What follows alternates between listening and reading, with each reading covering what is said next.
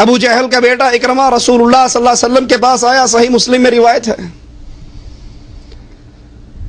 کہتا ہے اللہ کے نبی علیہ الصلوۃ والسلام ہم یمن کی طرف بھاگے، کشتی میں سوار تھے، ہماری کشتی بھنور میں پھنس گئی، ہم نے اپنے اپنے بتوں کو تو اٹھایا ہوا تھا، کوئی لات تھا، منات تھا، عزا تھا، یعوق تھا، نصر تھا، سارے ہمارے ساتھ تھے۔ جب ہماری کشتی پھنس گئی ہم نے ان کی دعائیں دینی شروع کر دی، یا لات مدد، یا عزا مدد، یا ہبل مدد، جو جو ان کو پکارتے جائیں ہماری کشتی مزید پھنستی جائے۔ جب ہم نے دیکھ لیا کہ اب تو ڈوبنے ہی والے ہیں، بچاؤ کا کوئی سہارا، کوئی راستہ نہیں ہے، اے اللہ کے نبی ہم نے ان بتوں کو اٹھایا، پانی کے حوالے کر دیا، دریا میں پھینک دیا، اور آسمان کی طرف منہ کر کے کہا یا رب محمد صلی اللہ علیہ وسلم، اے اللہ کے نبی ہم نے اپنے بتوں کو چھوڑ کر جو ہی آپ کے اللہ کو آواز لگائی ہماری کشتی فوراً پار لگ گئی۔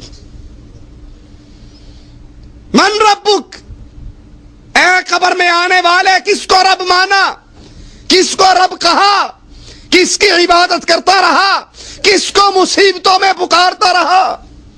یونس علیہ الصلوۃ والسلام مچھلی کے پیٹ میں گرفتار ہیں، رات کا اندھیرا، سمندر کا اندھیرا، پانی کا اندھیرا، مچھلی کے پیٹ کا اندھیرا، وہاں سے آواز لگائی لا الہ الا انت سبحانک انی کنت من الظالمین۔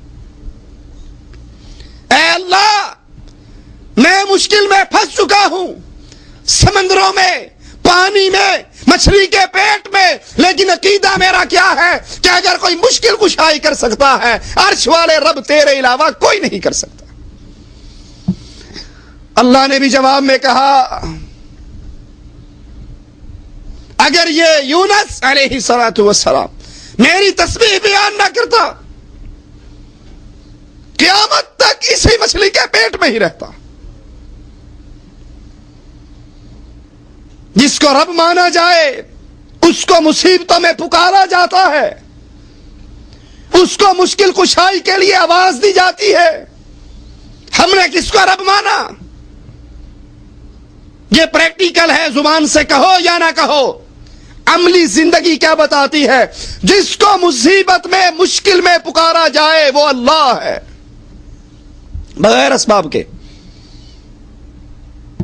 اسباب تو یہ ہے مجھے سانپ نے کاٹا اور آپ سامنے کھڑے ہیں اور میں آپ کو پکاروں، یہ تو اسباب ہے، یہ تو تحت الاسباب ہے، آپ میری مدد کر سکتے ہیں، آپ سے کہوں پانی پلا دو آپ پلا سکتے ہیں، لیکن جہاں اسباب نہیں، کشتی میں سوار ہو رہا ہوں اور بجائے اللہ کو پکارنے کے یہ کملا علی مشکشا میری کشتی پار لگا دینا، تو میں نے مشکل میں علی کو پکارا، ایک اللہ پر ایمان ختم ہو گیا۔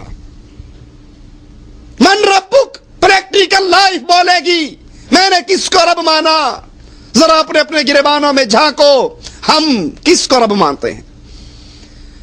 اگر مصیبت کے اندر زبان سے یا علی مدد نکلتا ہے، اگر تکلیف میں زبان سے یا رسول اللہ مدد نکلتا ہے، اگر مصیبت میں زبان کہتی ہے ناد علی مظہر العجائب تجدہ عونا لک فی النوائب کل ہم وغم سینجلی بولایتک یا علی، مصیبت ہو، دکھ ہو، خشکی ہو، تری ہو، ہر جگہ پہ یا علی مدد کہو، علی فوراً تمہاری مشکل کشائی کر دیں گے۔ اگر یہ عقیدہ ہے پھر ہم نے اللہ کو رب نہیں مانا،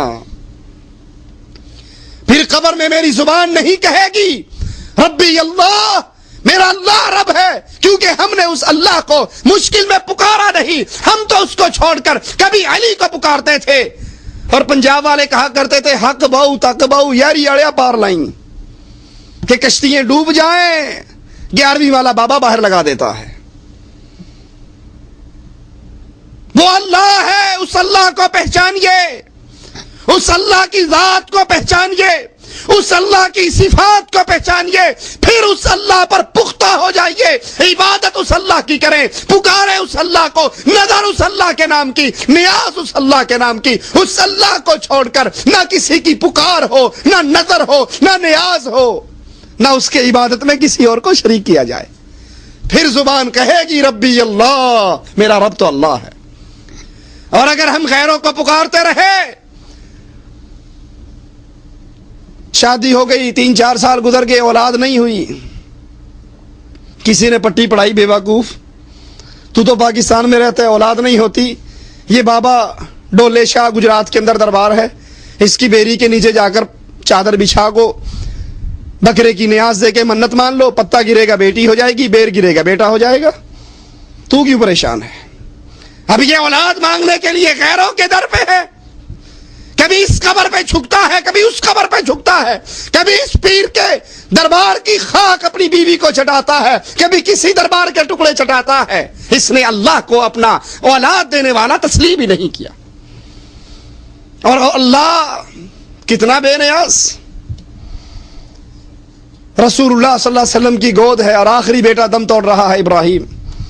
آسمان کی طرف منہ کرتے ہیں، اپنے بیٹے کو دیکھتے ہیں، جیسے زبان حال سے کہہ رہے ہو اللہ اگر تو چھوڑ دے اس کو زندہ رہنے دو تو کوئی تجھے روک نہیں سکتا، اور اگر تو اٹھا لے میں تجھے ٹوک نہیں سکتا.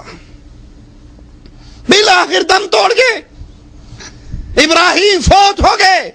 کفار مکہ نے تانے دیے کہ اس کی تو اولاد ہی نہیں، یہ تو دم کٹا ہے. لیکن مالک کا اعلان گونج رہا، یہب لمن یشاء اناثا ویہب لمن یشاء الذکور او یزوجہم ذکرانا واناثا ویجعل من یشاء عقیما.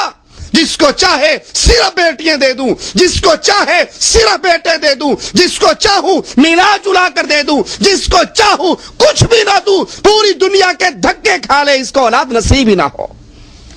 چاہوں تو محمد کی گود کو خالی کر دوں صلی اللہ علیہ وسلم. یہ اللہ ہے. اگر آپ نے اولاد مانگتے ہوئے کسی اور طرف اپنے آپ کو جھکا دیا تو سمجھ جائیے آپ نے اللہ کو اللہ نہیں مانا. جب آپ نے اللہ کو اللہ مانا، اللہ کو رب مانا، اب اس کا تقاضا کیا ہے کہ صرف اس کی عبادت کریں، نظر صرف اس کے نام کی دیں. آپ کی دکان پر آئے گا اور کہے گا نظر اللہ نیاز حسین، اگر آپ نے 1 روپیہ اٹھا کے اس کے کشکول میں ڈال دیا آپ کی ساری عمر کی نیکیاں برباد ہو گئی. کیوں؟ یہ مال خرچ کرنا، مال کی عبادت کس کے لیے؟ اللہ کے لیے. جب آپ نے حسین کے نام پہ یہ روپے خرچ کیے آپ نے اللہ کی عبادت میں غیر اللہ کو شریک کر دیا. قبر میں نہیں زبان کہہ سکے گی ربی اللہ، میرا رب اللہ ہے. وہاں پھر یہی نکلے گا ہاں لا ادری قلت کما یقول الناس، مجھے تو پتہ ہی نہیں. لوگ کہتے تھے یہ مشکل کشا ہے، میں کہتا تھا یہ مشکل کشا ہے. لوگ کہتے تھے خواجہ نہ دے گا تو پھر کون دے گا، میں کہتا تھا بالکل ٹھیک بات ہے، یہ خواجہ ہی غریب نواز ہے، یہی بندہ نواز ہے، یہی بندہ پرور ہے. اس اللہ کا تعارف اللہ کے لیے حاصل کر لیجیے.